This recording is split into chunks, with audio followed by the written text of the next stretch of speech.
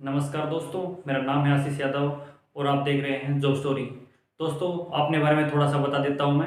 मैं अभी अभी गवर्नमेंट ऑफ इंडिया में एज ए sorting असिस्टेंट काम कर रहा हूँ और साथ ही मैं पहले हरियाणा गवर्नमेंट में काम कर चुका हूँ और कुछ जो एग्ज़ाम्स हैं मैंने एचएसएससी के या दिल्ली हाई कोर्ट के और एसएससी के वो क्लियर किए हुए हैं। तो जो भी मैंने एक्सपीरियंस है उसके बेसिस पे हम आज हम ये जो 4-5 टॉपिक है इन पे बात करेंगे। देखिए, आप 500 घंटे पढ़ लेते हो, आप 1 साल 2 साल तैयारी कर लेते हो, पर सबसे पहले आपको सोचो 1 साल तैयारी करने के बाद भी आपको ये आपकी तैयारी नहीं हो पाती उस बेस तक कि आप एग्जाम में जाओ और जाके इस हिसाब से जाओ कि आज ये पेपर तो क्लियर है भाई, बस रैंक देखनी है या ये देखना है डिपार्टमेंट कौन सा मिलना है या देखना है ग्रेड पे कौन सा मिलना है। सिलेक्शन की टेंशन ही नहीं है, सिलेक्शन तो हो रखा है।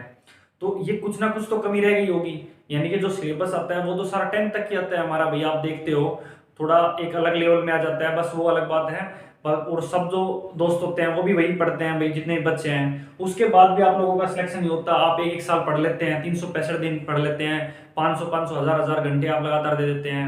उसका कारण ये है कि 500 घंटे पढ़ाई पे देने से पहले कुछ टाइम अपने ऊपर ऑब्जर्व करो, उन बातों का ध्यान रखो जिन पे आज हम बात रखेंगे कि कैसे क्या करना है क्या नहीं करना। तो चलिए शुरू करते हैं। तो देखो, मैंने पहले जो सबसे पहली बात रखी है ना वो रखी किस पेपर की प्रिपरेशन करनी है। ये सबसे मेन मुद्दा है। बच्चे क्या करते हैं कि पड़ोस का तैयारी कर रहा है एसएससी की, मैं भी एसएससी की फॉर्म भर देता हूँ।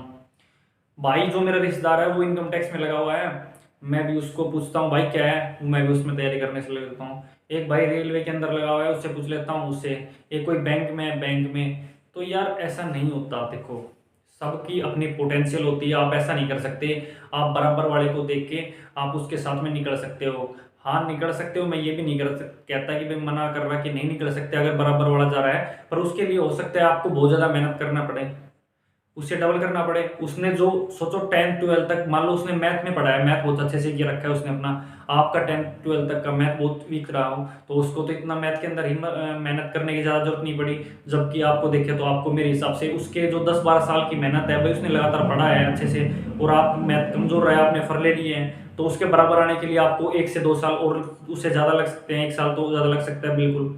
तो आप ये चीजें आपको खुद को पता है, पर आपके पापा को भी नहीं पता होगा, या आपके घर में जो अड़ोस पड़ोस वाले जो बताते हैं आपको गाइड करते हैं तो उनको भी नहीं पता होगा कि भाई आपका कौन सा सब्जेक्ट वीक है। मेरे से कुछ लोग पूछने आते हैं, मेरे दोस्त वगैरह जो भी रिलेटिव हैं, कि भाई हम किसकी तैयारी करें। अरे तैयारी तो नौकरी सारी अच्छी है, सारी नौकरी मिलती भी है और लोग भाग लेते भी, अलग अलग नौकरियों में जाते भी है।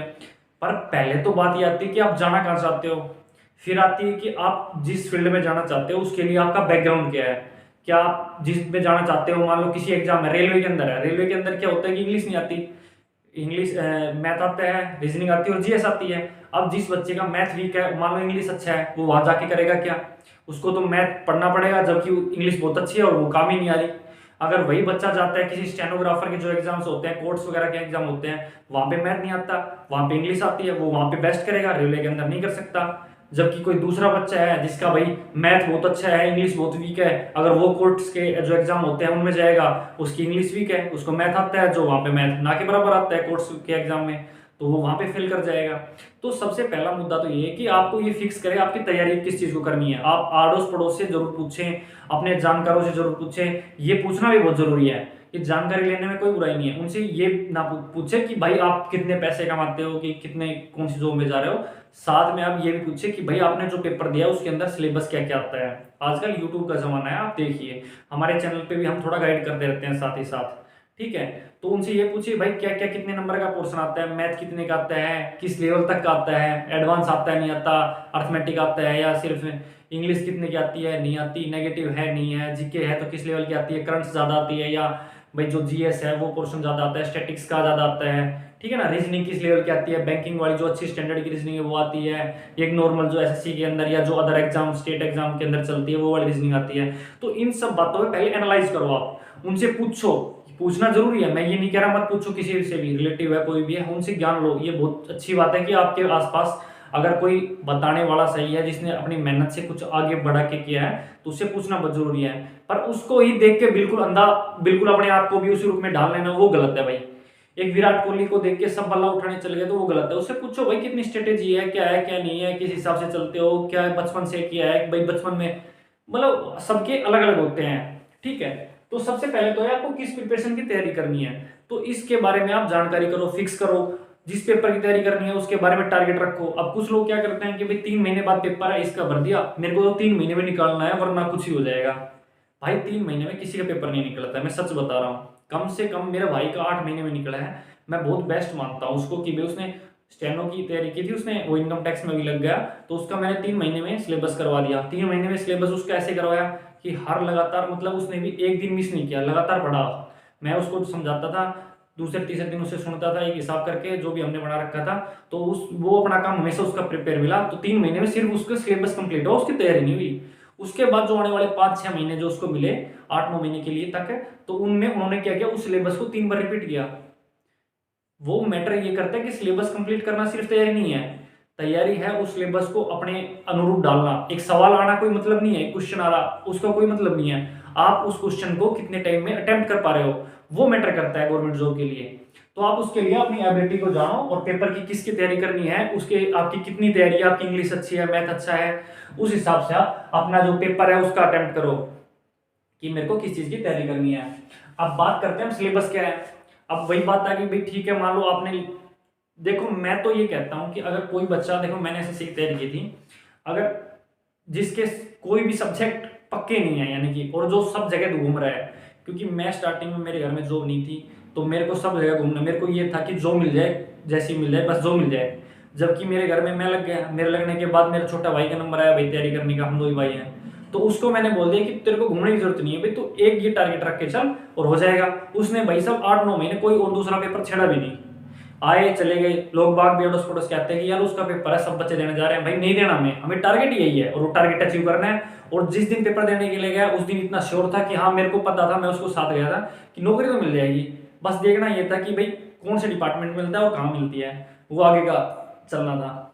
तो इस तरीके से अपना सिलेबस क्या है उसका पता करो कि हो सकता है। अब बोलते हैं मैथ आता है, मान लो बोल देते हैं मैथ आता है हर पेपर में, अब किसी पेपर के अंदर तो आ रहा है भाई 100 का पेपर है तो 20 का मैथ आ रहा है, किसी के अंदर आ रहा है 50 का मैथ। मैटर वो भी करता है कि मैथ तो आ रहा है पर वो कितने नंबर का है, उसका जो वेटेज है पेपर के अंदर वो क्या है क्या नहीं है, तो ये सब बातें भी डिपेंड करती है। साथ में अगर किसी की भी तैयारी नहीं है, जैसे कि भाई मेरी थी, मैं जीरो गया था, मेरे जीरो से मैंने स्टार्टिंग की थी प्रिपरेशन की, ना कोई गाइडेंस थी, मैं मानता हूं उसको एसएससी की तैयारी करनी चाहिए।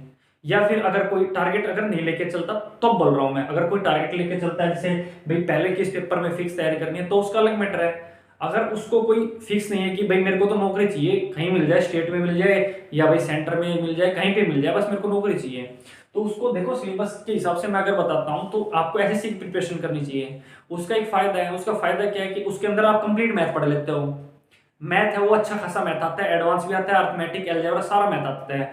उसके बाद एसएससी के मैथ करने के बाद मेरे ख्याल से जो 10 तक के जिन एग्जाम में सिलेबस आता है, सीडीएस एनडी वगैरह को हटा के आप किसी भी पेपर को अटेम्प्ट करोगे तो मेरे ख्याल से मैथ आपका छूटेगा नहीं। इंग्लिश देखते हैं, अच्छी खासी इंग्लिश आती है भाई, एसएससी की अगर तैयारी कर लोगे तो आपकी इंग्लिश अच्छी हो जाएगी। तो इसके अंदर इंग्लिश हर तरीके वोकैब भी आते हैं, एंटोनिम साइनोनिम भी आते हैं, इडियम्स भी आते हैं, पैसेज भी आते हैं, ग्रामर भी आती है, हर पोर्शन आता है, तो आपका वो भी पोर्शन अच्छा हो जाएगा। साथ में जीएस है वो भी अच्छी खासी आती है बराबर वेटेज की, अब तो और भी अच्छी कर दी, मेंस के अंदर भी आगे अच्छा दे दिया उन्होंने।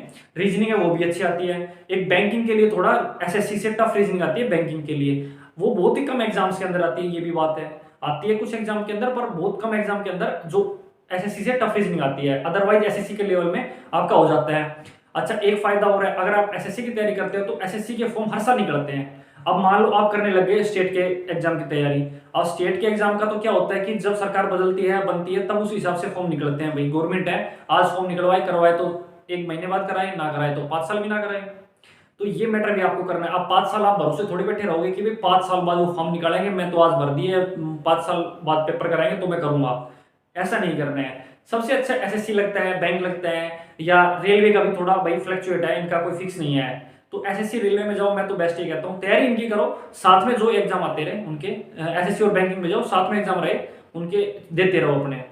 तो क्या होता है कि एसएससी का मान लो इस 1 साल फेल हो गए, मैं 2016 वाले में फेल हो गया था भाई, लास्ट में फाइनल मेरिट लिस्ट में 2 नंबर से। अब रोक के बैठता कि भाई 5 साल बाद पता नहीं सरकार आएगी नहीं आएगी, स्टेट में होता तो ऐसा ही होता। मेरे को पता था नेक्स्ट एग्जाम का जो फाइनल रिजल्ट जब तक आया मेरा, तब तक नेक्स्ट एग्जाम का चल रहा था, वो भी मेरा लगभग हो गया क्लियर। तो उसमें मैं 2017 में सिलेक्शन हो ले लिया मैंने। तो ये तो नहीं रहा कि भाई मेरी तैयारी वेस्ट गई, 5 साल गए, अब मैं क्या करूँ। सबसे बड़ा होता है कि आपको ये लगता है मोटिवेशन लगातार कि मेरा एग्जाम आ रहा है तो मेरे को पढ़ना है। आप ऐसे ही कोई 3-4 महीने की तैयारी नहीं पढ़ सकते। आपको कम से कम, मैं मानता हूँ, अगर सही तरीके से नॉर्मल गाइडेंस में चलते हैं तो आपको किसी भी एग्जाम को क्रैक करने के लिए 1 साल की तैयारी अच्छी है। हाँ, 1 साल अगर आप दिन रात करके पढ़ते हो, वो बाहर का मोटिवेशन जो वीडियोस से मिलता है उनको ना लेके अपने घर के मोटिवेशन के अंदर के मोटिवेशन के घर को देखते हुए पढ़ोगे तो सही गाइडेंस में, वो भी सही गाइडेंस एक बहुत बड़ा वर्ड है। अगर आप कितना ही पढ़ लो, लोग बाग कहते हैं कि खूब पढ़ लिए, किस्मत को दोष देते हैं, वो किस्मत का दोष नहीं होता, वो उनकी गाइडेंस का दोष होता है, वो उनको अपनी कमियां दूर ना करने का दोष होता है, वो दे देते हैं कि भाई किस्मत में है। तो ये चल के अगर आप करते हो तो सिलेबस का मेरे हिसाब से मैंने बता दिया, आप एसएससी की तैयारी करो या फिर भाई बैंकिंग की, क्योंकि 1 साल फेल हो गए तो नेक्स्ट ईयर फिर से निकलने हैं भाई, नेक्स्ट फिर से ट्राई करो, जो कमियां रहेगी उनको पूरा करो। साथ में इनका जो सिलेबस है वो अदर जो स्टेट एग्जाम हो गए या रेलवे में हो गया भाई, उनसे भी कनेक्टेड रहता है थोड़ा सा, ठीक है। तो आपकी सारी तैयारी हो जाती है। एक ये पॉइंट हो गया हमारा। अब तीसरा आता है हमारा बुक्स और क्लास। भाई बुक्स क्या पढ़नी है, एसएससी में भी मान लो एसएससी और बैंकिंग हो गए, क्या एसएससी की तैयारी करने वाले सभी बच्चों को नौकरी मिल जाती है, या बैंक की तैयारी जो कर रहे हैं उनको सब नौकरी मिल जाती है? बिल्कुल नहीं मिलती भाई, नौकरी तो गिने चुने लोगों को मिलती है। सबसे बड़ा कारण बुक्स और क्लास। अब बुक्स का पहले फंडा मैं बता देता हूँ। एक बच्चे के पास तो भाई मिलेगा पूरा कमरा भरा हुआ आधा बुक्स का, मोटी मोटी सारी बुक्स मिलेगी, और बच्ची बिल्कुल नई की नहीं मिलेगी उसकी। किसी को वो कहते हैं ना, एक पे एक डस्ट भी नहीं मिलेगा, डस्ट भी मिलेगा तो वो ऐसे रूम का ही मिलेगा। एक के पास है लिमिटेड बुक, खुद की नोट्स बनाए हुए, अब उन पे भी डिपेंड करता है। अब कुछ बच्चे क्या करते हैं, नोट्स बनाते हैं। अब भाई मैथ के बना लो, ठीक है, तुम्हें प्रॉब्लम आ रही है, कल को इस टाइप के नोट्स बना लिया, और भाई कल को प्रॉब्लम आई क्वेश्चन करते टाइम तो अपना नोट्स देख ली, कर लिए। अब जीएस के लिए नोट्स बनाने की क्या जरूरत है, जीएस के लिए तो सोल्यूशन सफिशिएंट है, उसके लिए नोट्स बनाने की जरूरत ही नहीं है। तो इन चीजों की गाइडेंस भी प्रॉपर होना बहुत जरूरी है। इसी को बेस करते हुए मैंने अपना चैनल स्टार्ट किया था, और यही बेस पे मेरा चैनल आगे तक टिका रहेगा।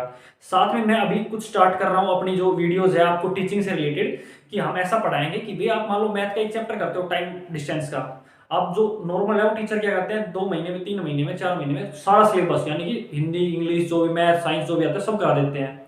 भाई ऐसे नहीं होता। देखो, अगर आपने मान लो टाइम वर्क का चैप्टर वहां से कर लिया, और उसके बाद भी अगर आपका पेपर में टाइम वर्क का चैप्टर आपने अच्छे से जो टीचर ने कराया वो कर भी लिया, और उसके बाद भी आपके क्वेश्चन छूट रहे हैं, तो कमी कहाँ है? कमी है टीचर की, कि टीचर ने कंप्लीट नहीं कराया। तो मैं वो काम नहीं छोड़ूंगा। ठीक है यार, अगर हम 10 कुछ टाइप कर रहे हैं तो 5-7 और कर लेते हैं, 5-7 टाइप। भाई एक बार अगर उसको कंप्लीट कर लिया तो उसके बाद ऐसा कर लो कि उसके बाद अगर कहीं पेपर देने जाओ तो हाँ, इस चैप्टर में से क्वेश्चन छूटने का नहीं भाई। ऐसा अगर फिक्स करके जाओगे तभी तैयारी होगी, तभी आपकी एक्चुअल में तैयारी होगी, तभी आपके एग्जाम्स क्रैक होंगे। अब यूं जाओगे यार ये 5 टाइप तो कर रखी है, इतना आगे का स्टैंडर्ड नहीं कर रखा, पता नहीं होगा नहीं होगा, भाई फिर ऐसा ही होगा। अगर 2 क्वेश्चन भी ऊपर नीचे आ गए तो उन्हीं में आप अलझ के रह जाओगे, और वहीं पे आपकी यूं समझ लो सिलेक्शन जो है वो होता होता नामे चला जाएगा। तो इस तरीके से हम चलेंगे। तो बुक्स के अंदर मैटर करता है हम क्या पढ़ें, ठीक है। अब थोड़ा थोड़ा मैं ऊपरी तरीके से बता देता हूँ। अब जीएस के लिए बहुत सारी बुक आ रही है, घटना चक्कर है, जो प्रीवियस ईयर है, बहुत सारी है। सबसे पहली आपकी गलती होती है कि एक बुक्स आती है डिटेल के अंदर, जिसमें डिटेल में दिया होता है। एक बुक आती है कि जिसकी ऑप्शन क्वेश्चन दिए होते हैं, और साथ में नीचे ऑप्शन दिए होते हैं प्रीवियस ईयर, ये उसमें आया, ये उसमें आया है।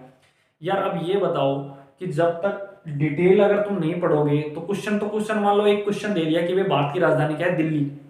अब उसके बारे में थोड़ा बहुत घूम के पूछ लिया कि दिल्ली में लाल किला है, कहाँ है, किधर है, क्या है, किसने बनवाया था, थोड़ा बहुत ऊपर नीचे पूछ लिया। मान लो वो आज से पहले एग्जाम में नहीं आया, तो आप वो उस क्वेश्चन को अटेम्प्ट ही नहीं कर पाओगे।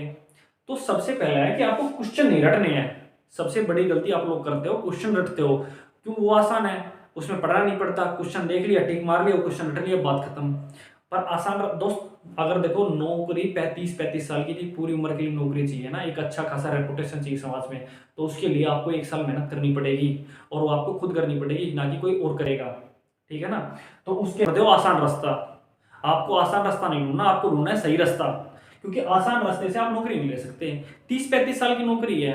अब मान लो आसान रास्ते से ये होगा भाई, ऑप्शन वाली पढ़ गए तो आपको ये होगा कि इस पेपर में जाओगे, ये आ गया तो यार कर दूंगा, ये ना पढ़ा नहीं था, इसने ना थोड़ा सा घुमा दिया।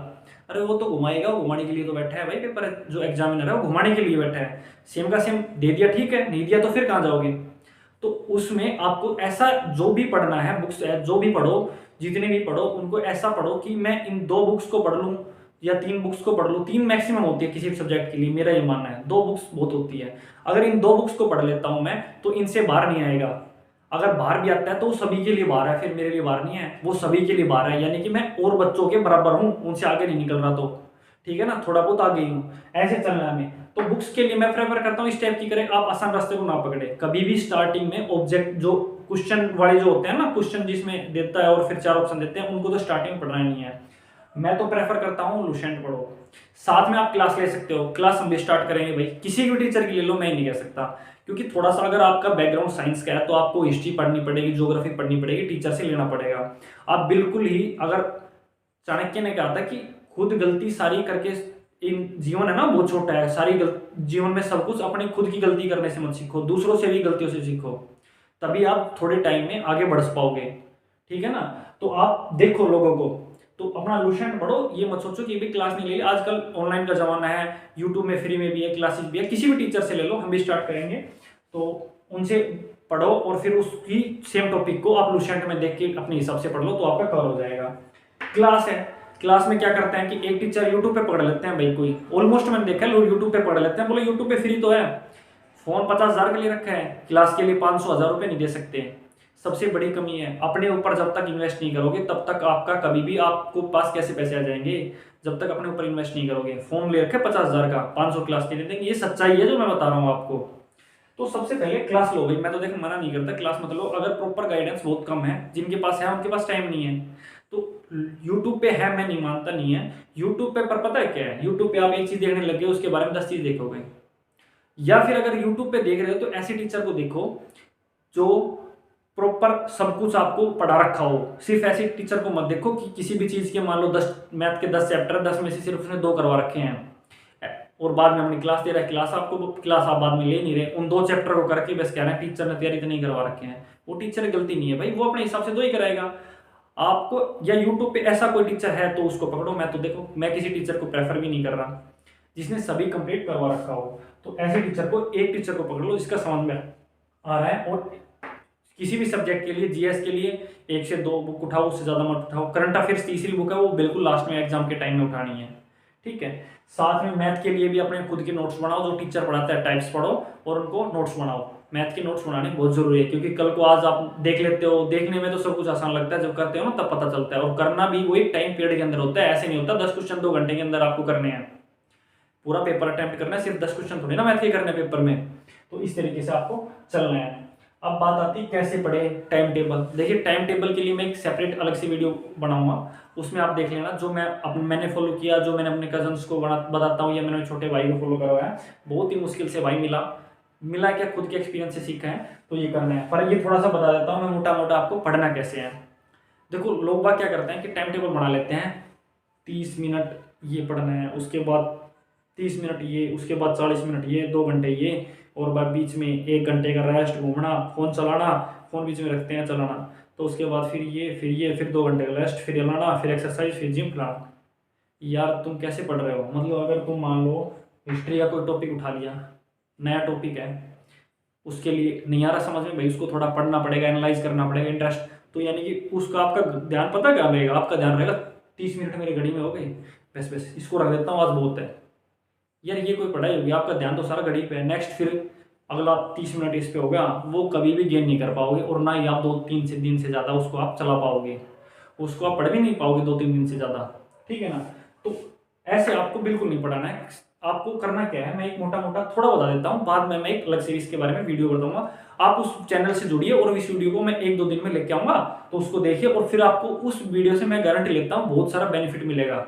ठीक है ना, कि सबसे मेन मुद्दा होता है टाइम टेबल बनाने का, क्योंकि टाइम टेबल बनाने से हमें ये पता होता है कि हमने क्या छूटा है, क्या रहा है, क्या किया है। साथ में हमें मोटिवेशन मिलता है, जब हमारा एक शॉर्ट पीरियड का टाइम टेबल खत्म होता है तो हमें अच्छा लगता है, अच्छा फील होता है कि हमने ये किया है, हमारा ये कंप्लीट हो गया, अब हम नए टारगेट सेट करते हैं और उसको भी अचीव करेंगे। तो इस तरीके से चलते हैं। आपको टाइम टेबल एक ऐसे बनाना है, थोड़ा थोड़ा बताता हूँ मैं, बाकी नेक्स्ट वीडियो में मैं बताऊंगा डिटेल में, कि आपको ये करना है कि भाई 4 दिन का टाइम टेबल बनाओ। स्टार्टिंग में अगर आप नहीं पढ़ते तो, मतलब अब स्टार्ट कर रहे हो पढ़ना, तो 4 दिन का या 3 दिन का या 5 दिन मैक्सिमम, 5 दिन से ज़्यादा कभी भी टाइम टेबल मत बनाना। तो उसके अंदर जैसे डेट लिख ली भाई, 1 तारीख से लेके चलते 1 2 3 4, 4 दिन का बना रहे, 1 2 3 4 4, तो उसके अंदर ऊपर लिख लो मैथ के अंदर हमने ये चैप्टर 2 दिन में करने हैं। अगर किसी चीज़ को आपको लगता है कि नहीं हो पाएगा 2, तो आप तीसरे दिन भी उसको ले लो, क्योंकि अगर टाइम टेबल के लिए एक्स्ट्रा आपने वो चैप्टर अच्छा है 2 दिन में कर लिया, तो तीसरे दिन आपके पास मोटिवेशन रहेगा, आप चौथे दिन का काम अपने आप तीसरे दिन करोगे। जो आपने चौथे दिन काम दिया हुआ था वो तीसरे दिन अपने आप करोगे। अगर अगर आपका वो 2 दिन में कंप्लीट नहीं, आपने 2 दिन ही दिए और 2 दिन कंप्लीट नहीं हुए, तीसरे दिन के लिए तो आपने अलग से काम तैयार कर रखा है, तीसरे दिन के लिए तैयार है, और 2 दिन का पहले का हुआ नहीं, तो फिर क्या होगा, डिमोटिवेट हो जाओगे, यार हो ही नहीं रहा। तो बेटर ये है कि काम को थोड़ा थोड़ा डिवाइड करके रखो। मैथ में मान लो मैंने टाइम वर्क का जो चैप्टर है वो 2 दिन में या 3 दिन में कंप्लीट करना है, तो आपको लग रहा है ठीक है 3 दिन 2 दिन में हो जाएगा, 3 दिन में तीसरे दिन में थोड़ा बहुत हो जाएगा, तो तीसरे दिन भी ले लो उसके लिए।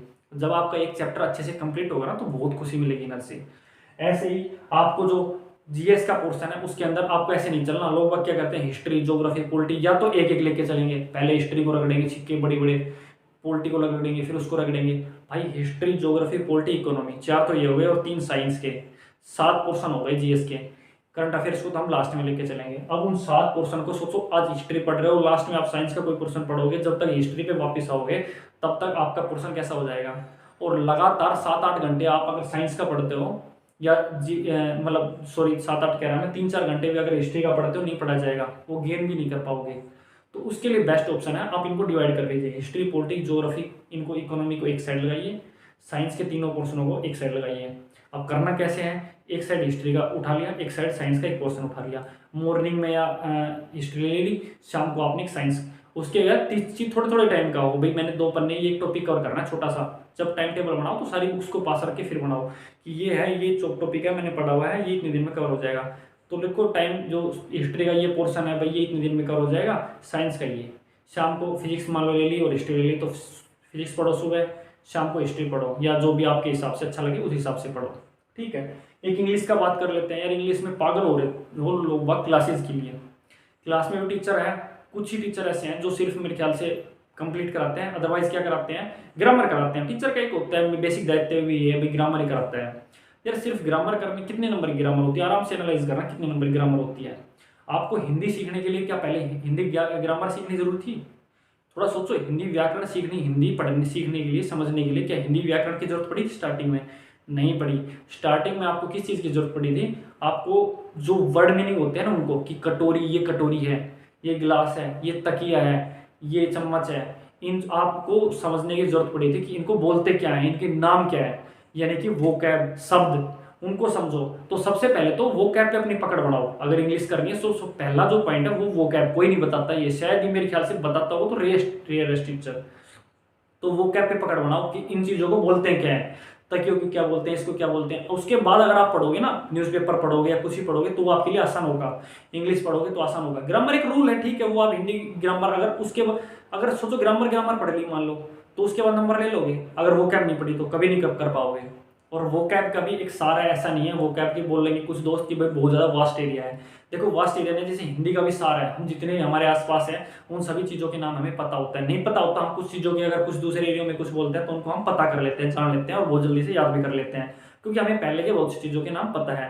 तो इसी तरीके से मैं जो एक वीडियो बनाऊंगा आगे टाइम टेबल वगैरह की, उसमें बता दूंगा आपको कौन सी बुक प्रेफर कर दूंगा आपको, कि किस वोकैब के लिए कौन सी बुक पढ़नी है। इडियम्स जो मुहावरे बोलते हैं हिंदी में उनको, वो भी आते हैं, अब वो कोई टीचर नहीं पढ़ा रहा। वन वर्ड सब्स्टिट्यूशन जो आते हैं वो कोई टीचर नहीं पढ़ा रहा। तो उन सब के लिए मैं उनको आप एक स्पेशल बुक, सिर्फ ज़्यादा बुक नहीं है, 2-2 बुक, एक दो बुक करनी है, उनको कर लो। सारा वही सिस्टम है, ज़्यादा कोई बड़ा सिस्टम है नहीं। आप समझ रहे हो ना, जितना घुमा रखा है ना उतना सिस्टम है नहीं, क्योंकि आपको पता नहीं है कि करना क्या है। आप इंग्लिश देख रहे हो, इंग्लिश यार समझ में नहीं आ रहा, यार कितनी पढ़ लो इंग्लिश का तो कोई वो नहीं है यार, ऐसा नहीं है। मेरे भाई के 100 में से 87 नंबर है नेगेटिव करके, और अब की बार जो मॉक देता था वो नेक्स्ट टर्म के लिए तैयारी कर रहा था, 90 to 100 में से 100 की इंग्लिश आती है स्टेनो के अंदर, तो 92 तक उसने मॉक में अचीव किया है।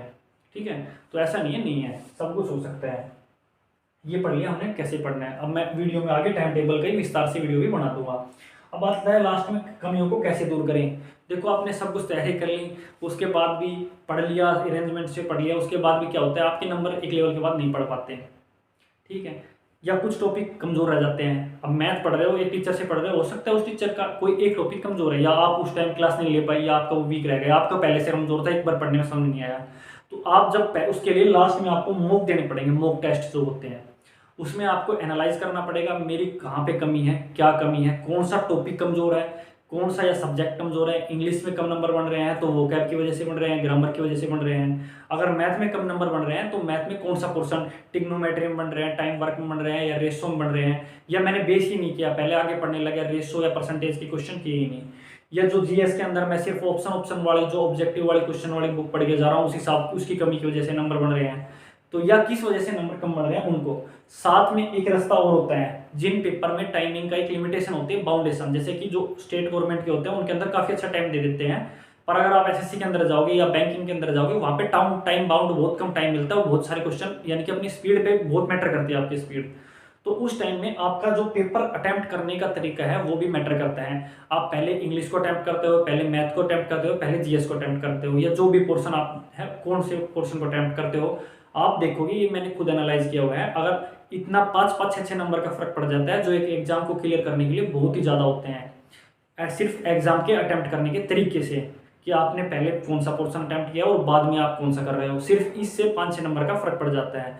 ये चीजें हम सोचते हैं कि यार हमने तैयारी खूब कर ली, नंबर नहीं बढ़ रहे, तो इन सब कमियों को भी उस तरीके से दूर करेंगे। ठीक है, अभी हम आगे मैथ की, जीएस वगैरह की कुछ अपनी क्लासेस लेके आ रहे हैं, मेरा भाई भी है वो भी साथ में हम टीचिंग करेंगे, 1-2 दोस्त हैं, तो हम अपने इस चैनल पे संपूर्ण रूप से आपके लिए एक अरेंजमेंट तरीके से सारा सिलेबस हम आपको प्रोवाइड करेंगे। साथ ही जो इस तरीके की आप मेन होती है गाइडेंस, देखो प्रॉपर गाइडेंस पढ़ाने के लिए बहुत सारे टीचर अवेलेबल है, यूट्यूब पे भी है, क्लासेस भी है, ऑफलाइन भी है, ऑनलाइन भी है, पर मेन होता है ये आपको पढ़ना कैसे। ये जो बेस है ना, ये सिर्फ खुद फेल होके फिर ही समझ आता है समझ में, तो खुद फेल होके आप सीखोगे तो उससे अच्छा है कि भाई मैंने अपने फेलियर से जो सीखा है, मैं अपने फेलियर से आप लोगों को गाइड करूं। तो इस तरीके से आप इसको देख सकते हैं। एक टाइम टेबल की वीडियो मैं आगे लेके आ रहा हूँ, वो आपके लिए बहुत ही लाभदायक होगी। 110% अगर आप उसके हिसाब से चलोगे तो 1 महीने के बाद आपको बहुत ज़्यादा अपने आप फर्क दिख जाए कि हाँ मेरा क्या रूटीन था और अब क्या हो गया मैं। तो इसी के लिए आज की वीडियो को समाप्त करते हैं। जय हिंद, जय भारत।